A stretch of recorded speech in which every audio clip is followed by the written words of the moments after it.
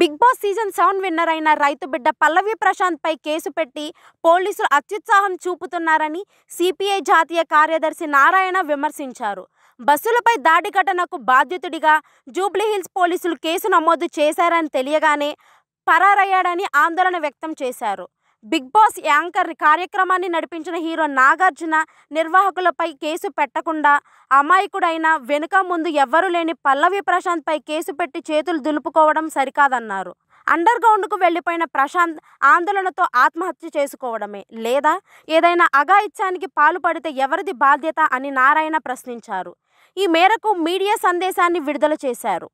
Big boss winner పల్లవి ప్రశాంత్ పై case ఉపసంహరించుకుంటున్నట్లు పోలీసులు బహిరంగంగా ప్రకటించాలన్నారు. పల్లవి ప్రశాంత్ ఎక్కడున్నా ధైర్యంగా బయటికి రావాలని, అరెస్ట్ చేయకుండా తాము అడ్డుకొని అండగా నిలుస్తామని హామీ ఇచ్చారు. ఈ సందేశాన్ని చూసైనా పోలీస్ కమిషనర్ కార్యాలయానికి రావాలని సిపిఐ నారాయణ కోరారు.